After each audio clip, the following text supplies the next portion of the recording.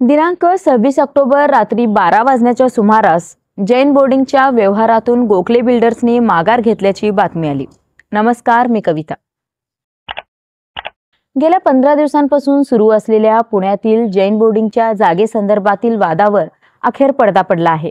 गोखले बिल्डर्सकडून कोथरूड येथील जैन बोर्डिंगची जागा खरेदी करण्याचा व्यवहार रद्द करण्याबाबत पत्र देण्यात आल्याने शिवसेना नेते रवींद्र धंगेकर आणि जैन समुदायाच्या लढ्याला यश आल्याचं बोललं जात आहे। आता या निर्णयावर रवींद्र धंगेकर आणि माजी खासदार राजू शेट्टी यांनीही आपली प्रतिक्रिया दिली आहे। यावेळी रवींद्र धंगेकरांनी केंद्रीय मंत्री मुरलीधर मोहोळ यांच्या राजीनाम्यासंदर्भात भाष्य केले।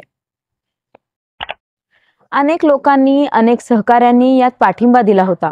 पुण्यातून अनेक लोक आणि सामाजिक कार्यकर्ते ज्यांनी मला सहकार्य केलंय त्यांचे आभार।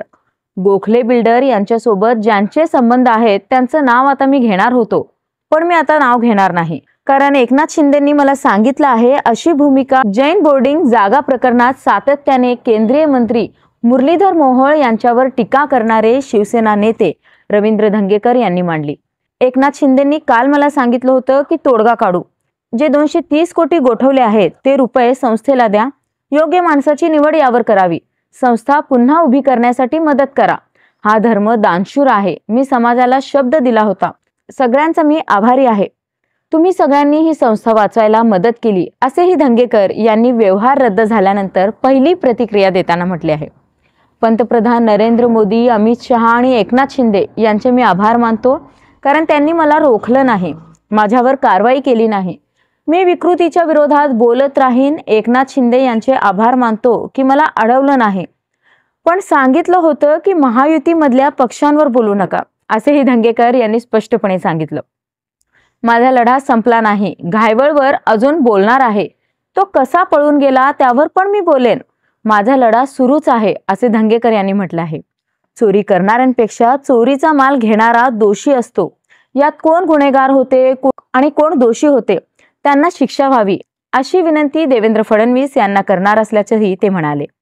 1 तारखेला आंदोलन करेन, मला तुम्ही सगळ्यांनी ताकद दिली म्हणून आज संस्था समाजाला परत मिळत आहे, तुमच्यामुळे हा आवाज दिल्लीत गेला, आता कोणी पुढाकार घेऊ नका, घेणाऱ्यांनी पुढाकार घेतला, आता खासदार साहेबांनी त्यांची स्वतःची काळजी करावी, त्यांनी 4000 कोटी रुपयांचं जे स्वप्न बघितलं होतं आता ते धुळीस मिळेल, चुकीचे लोक कुठल्याही पक्षात असू द्या, मी लढा देणारच, आता माझा मोर्चा लोकमान्य नगरमध्ये वळवणार, मी निलेश घायवळवर बोलणार आहे, ज्यांना खुमखुमी आहे त्यांना विनंती आहे की आता माझ्याशी लढाच, मी तयार आहेच, सगळे विषय काढू, लढत राहू, मोहोळ यांच्याशी माझी लढाई आहे, त्यांच्या कुटुंबाशी नाही, मंदिर आता वाचलं आहे, मी जिलेबी वाटणार आहे, असं म्हणत मोहोळ यांच्या राजीनाम्यावर 2 दिवसांनी बोलू, असंही रवींद्र धंगेकर यांनी म्हटलं आहे।